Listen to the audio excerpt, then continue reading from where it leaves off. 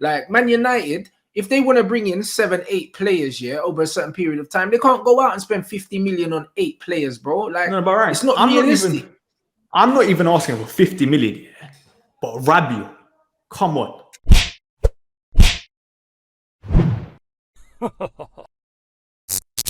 Baines, what are you telling me, bro? I'm good. What are you saying? I'm all right, you know. Do you know what I'm saying? No way you're right, man.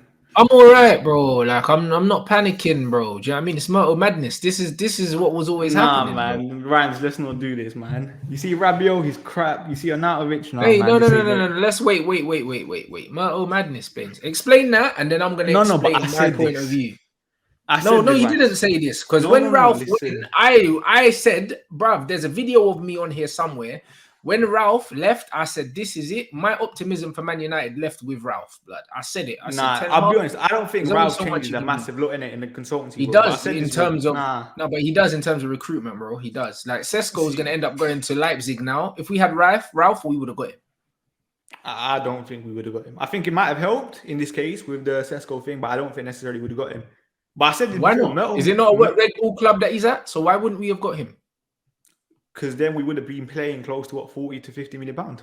Yeah, but it's Ralph. Ralph is the bruv. Ralph has them Red Bull clubs patterned. We would have got him. Yeah, but Ralph was not the negotiator in this. He's a consultant. It doesn't matter. Like we said before, we said they made a phone call, Baines. No, but we have said before that a consultancy role, a lot of people said Ralph weren't going to do a lot in that role anyway. Because of how it's not a full-time role. Absolutely not. But he can still call someone and say, yo, my man, come over here. Yeah, no, don't get me wrong, he could have, but I think let's be honest, man, he would have gone to the other Red Bull club, innit? Like, let's be honest, if we had signed him, it would have been 40 to 50 million pounds. How much are they getting him from? 24 million euros, I think it is right now. Because he's going from another one Red Bull club to another, innit? Okay. Yeah. But that's it. But I said this here. You see, this is where Metal messed up. He gave 10-0 too much power. And I said it at the start. You might have got away with it one season, but he's got too much power. But why do you think he messed up with giving Ten Hag too much power? Because the club have always done this with managers. They've always done this. No, I don't agree with that. They've always done this here. The reason I think they messed up here is because I've always said this. Like, look at, for example, you see with Liverpool, perfect example, the Salah Julian Brandt thing. Klopp wanted Julian Brandt, the recruitment team wanted Salah. They had the conversation. I hear that. But let's stay on topic though. Like, well, not Liverpool at Man United. Man United since the Sir Alex Ferguson time have always let the manager dictate who comes in and out. Always. Nah, I don't agree with that. I don't agree with it. I think it's ancient. Do you know what I'm saying? Like you said with Liverpool, most well-run football clubs have a recruitment team that know the profile of players that need to be brought. They come to a manager with a list of players and they get to choose from them. The manager does not go and pick their mates, bro. Here, Jose went and brought in Matic because Matic was his guy. Do you know what I mean? But bruv, Jose had freedom here to bring in players that he wanted, bro. He wanted to they might have had freedom to some extent here, but a lot of our signings were maybe like agent signings, for example. And Raiola, we made a lot of Raiola signings.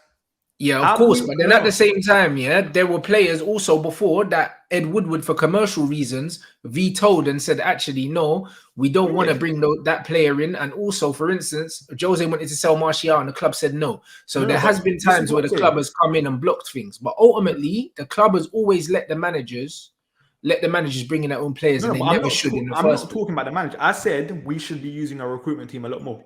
Because I think someone said this the other day, 52% of our signings have been, I think, agent signings or something, innit? Yeah. Or in terms of we have a good relationship with Raiola, for example, before he passed away and stuff. Yeah. That's all right. That's what when you say recruitment team, Baines, we don't have a recruitment team. If we do, what have they done? What's the evidence that they're any good before we get into the No, but I said this here. If you actually look at some of the CVs of the people like scouting and stuff, they're actually very good, isn't it? Like, I think we got one of the scouts that scouted what was it? Kevin De Bruyne and Thibaut. I hear what you're saying about scouts, but bro, that doesn't mean anything. Unless they bring anyone in and they do anything, it means nothing, Vince. I'll be honest. No, but that's what I said. Like, in my eyes, whoever's making the final say, for example, before is Ed Woodward, they messed up. They have to be. And now it's Myrtle and Arnold, no? Or yeah, and that's what I said. Myrtle's messed up in terms of there seems to be no conversation. That's what it seems to be. It seems like Ten Hag, who do you want? He wants Marko Arnautovic because he worked with him in 2009 at FC20. Let's get it. Like, all this is right now is panic stations. I've said this. Because let's be honest here, if you wanted Marko Arnautovic, if you wanted Rabiot, which I don't know if it's a Ten Hag signing on his hand will tell, sure you would have done these deals at the start of the window. Because these deals are not complex. Like De Jong, for example, I said this. I can understand why they're waiting that long, innit? It's a complex deal in my eyes. It's very complex, and especially with Barcelona coming out talking about criminal activity and all these other things. Yeah. Like, this was never going to be a deal that was going to be done quickly, no matter who went in for him. So the De Jong one is, that deal is on its own, innit? But everything else could have been done a lot sooner than this. Yeah, I said this, but I've always said this, yeah. In my eyes, Ten Hag clearly has a list of targets. Martinez, for example, was one of it. Anthony was another, but yeah, you're gonna have to prioritize, kind of thing, innit? The budget is, I think, one of the biggest problems. Like, people are saying pay the deferred wages for De Jong. I think we could do that, but obviously it depends on how much the rest of the budget is. And then that's on the people above in terms of the Glazers. How much are they actually giving to these managers, Arnold, Myrtle, and stuff, innit? I don't think it's the money, bro. I'll be honest. I don't think it's the money.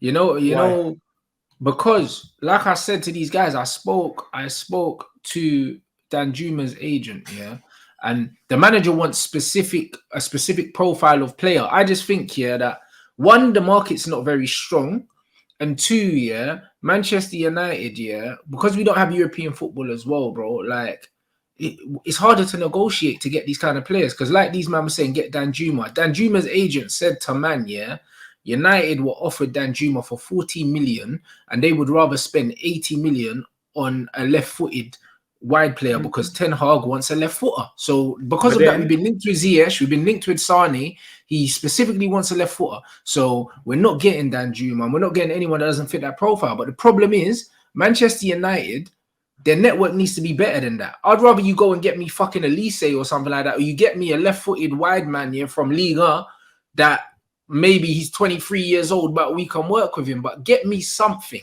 Do you know what I'm saying? Like, these men they're not scouting the right players.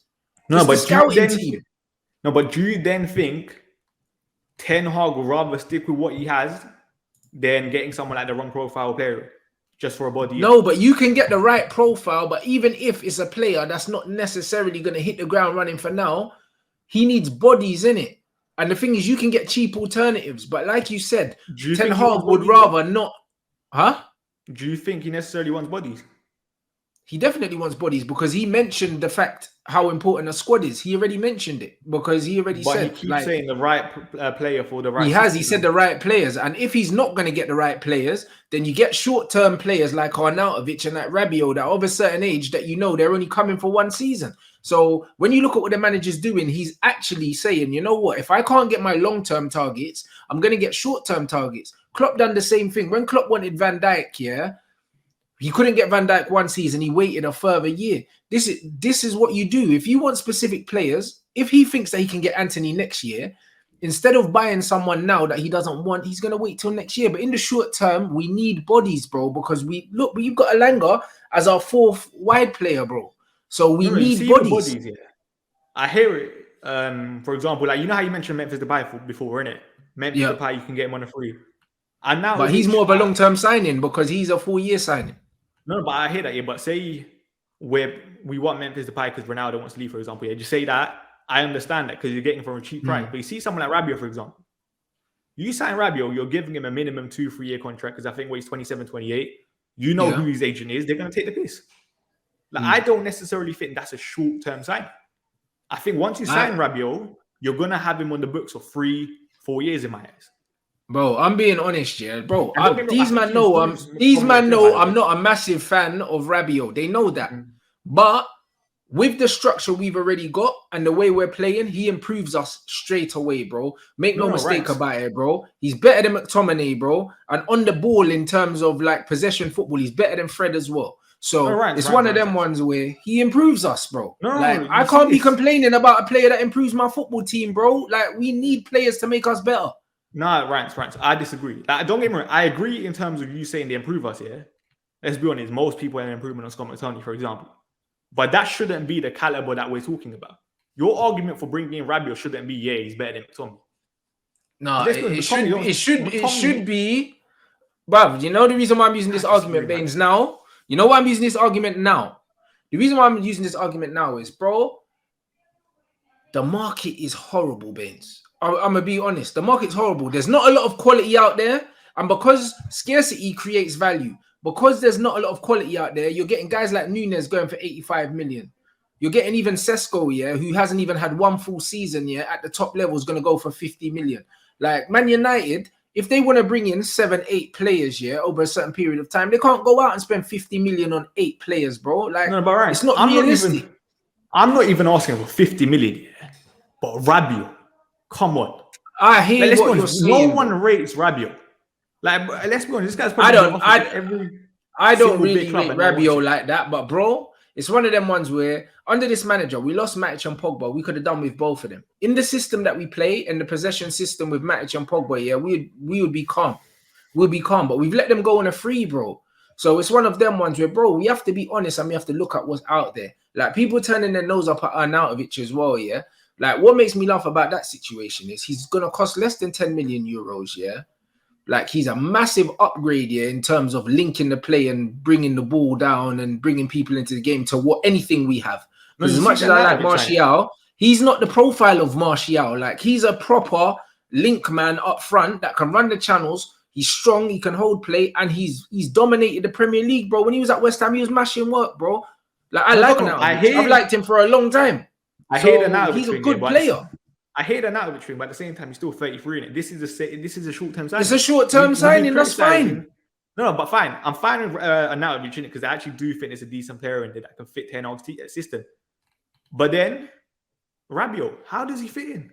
Like, tell me what Rabiot does. Rabiot fits in, bro, because he carries the ball well and he's decent, yeah, in terms of like playing the short game, and we play a possession game, bro. In the last game, at one period, we had 70-something plus of the ball, bro. He's not going to be worse on the ball, yeah, than what we already have.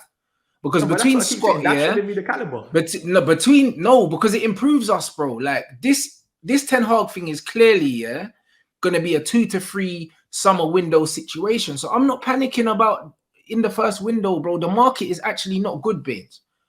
And it's not Rabiot instead of De Jong. If we still end up getting De Jong as well, yeah, because we needed 2 midfielders anyway, then it's not the end of the world, bro. I'll be completely honest. I think that people are overreacting about this, like, personally. And I don't trust the board. I don't trust a lot of the players at Man United, but I trust the manager's vision, innit? I do trust that. And I can't see how 2 players that are technically better than the majority of the players we have, I don't know how they can make us worse.